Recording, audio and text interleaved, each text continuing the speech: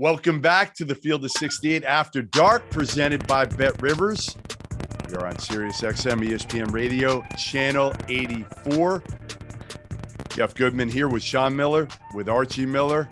It's been a crazy, crazy night. And I think the craziest thing that might have happened tonight wasn't Carolina losing at home to Pittsburgh. Wasn't Rutgers winning another one at the rack. I think it might have been Xavier in this slide now and losing at home at the Cintas Center, which Sean is going to talk about here in a minute, to St. John's, a very average St. John's team. Now, they got some talent. Julian Champagne's terrific. Now Xavier's 3-5 in their last 8 with home losses to St. John's and DePaul. Upcoming at UConn, at Providence. Sean, is this a Xavier team that has got to be worried right now? And you know how this fan base can get. Should they be worried about not being in the tournament for the 4th straight year? Well, they can't think like that. But here's what I will say. We have enough information watching Xavier that they are a very good team. Right now, they're an NCAA tournament team. I happened to be at their last game against UConn, and they really beat UConn almost from start to finish. Here's what I would say. That program, its history has always been built on some level of toughness and having a chip on your shoulder. Back in the day, it was the conference that Xavier played in. It then went to the Atlantic 10 conference, and it didn't always look right. Not every team was perfect, but there was just an inherent toughness that when you played Xavier, you knew that there was going to be a highly competitive group. Things have changed. They're in the Big East. Their arena is beautiful. They are talented. They are skilled. They've played good basketball. And like tonight, they didn't play with that chip on their shoulder. And I think like just even me being a fan of Xavier and Travis is, that's unacceptable. Like they have to bring it every single night. That Big East conference, Mike Anderson is very, very good coach. I mean, when you play them, their style is tough. If you're not ready at the tip, I mean, you're vulnerable. And I think that loss tonight had a lot to do with just Xavier's overall approach and readiness. Coming off of a big home win against UConn, it was almost like they tried to feel the game out. And you can't do that in today's Big East Conference. And you certainly can't do that against a gritty, tough-minded St. John's team. And, those guys, they have to adjust because maybe what they need is that gauntlet that you mentioned, Jeff. Sometimes when you look at it the other way, it brings out the best in you. I remember watching them early in Madison Square Garden against Virginia Tech when they had a couple guys out and sick, and they found a way, and they looked like that team with the chip on their shoulder. They have to play that way down the stretch because no matter how skilled and how much success they've had, how many teams are playing for a lot right now on their remaining schedule? I mean, just about every one of them, So I think it's just, it was disappointing to watch how they played tonight. I think they got what they deserved, and hopefully they can bounce back. Arch, I'm going to give you some numbers. Yeah. Okay. Since 1985, Pete Gillen, 7 of 9. Skip Prosser, 4 of 7. Thad Matta, 3 of 3. Your brother, 4 of 5. Chris Mack, 8 of 9. That's 26 of 33 years since 1985. They've made the NCAA tournament. Why? Listen, I watch them, and the one thing I say is, and Sean, you were just there, so you can weigh in after, but trying to play these two big guys together defensively. I know you want to get your 5 best players on the court, and Fremantle and Nunji are clearly 2 of your 5 best players.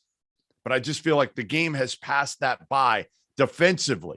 Nunji can step out. He can shoot it. But I just don't know if those guys fit together defensively the way you need to play in today's college basketball. I don't know, Jeff. I mean, Arch, you can weigh in, but the one thing you look at when you do play two bigs is their skill level. And can one of the two play on the perimeter defensively more than the other?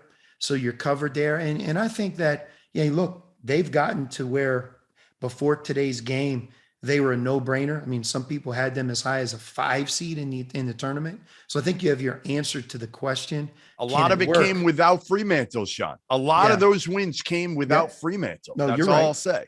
Yeah, you're right. But you have to play with the chip on your shoulder. You have to play. It starts hard. there. It starts playing Xavier basketball is what you're saying. And just, it's not even Xavier's basketball. It's, hey, look, in February, Arch, we talked about it earlier. Some teams have given in. Some teams are playing with house money, no pressure. Hey, some teams are playing for everything. They've worked since early June through COVID and have said, we're going to be picked this year on Selection Sunday. And it's a desperation of like, no one in the country is going to play harder than we are. If we lose, we lose, but the effort level is going to be unquestioned. And, I think that to watch Xavier, they almost appeared to be spoiled in their performance tonight. And I hope they learned their lesson and they can bounce back, because they have to play at St. John's. They have to play at UConn. They have to play at Providence. And all three of those games, you're going to play against a lot of toughness. You got to be that yourself.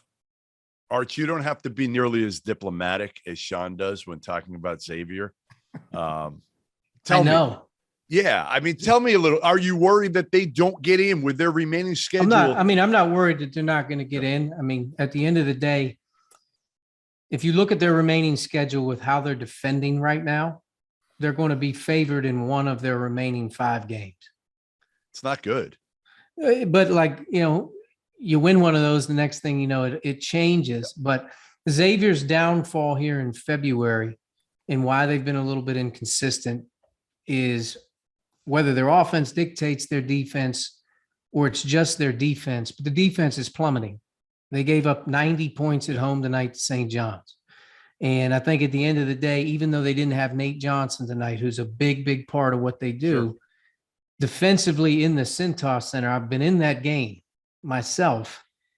That's a hard game to get 90 points in that arena. And I think if Xavier's going to, right their ship and start to, play the way that they want, which is a top 5-6 seed, which is probably where they're at defensively, is where they've had a lot of slippage here recently. And, I think they have 5 games left. At UConn, at Providence, Seton Hall at home, at St. John's, and Georgetown at home. They're going to have to play really, really well to be in those games, not win them. I mean, I think, Sean, of all these games that's going on these next 3 weeks, even this week, the teams that right now are dogs in terms of how they're competing, that's what it takes at this time of year to survive the last 3 weeks of the season, because everybody's banged up. The pressure is up. The games are at the highest level of emotion that you're going to be in. Sometimes the shots aren't going to fall. The road environments are going to be ruthless. And you're banged up. At the end of the day, the teams that are absolutely grinding you during the games, that are competing and playing, they're the teams that you got to have some faith in. So tonight's performance probably doesn't do that, but Xavier has shown this year they're a very good team.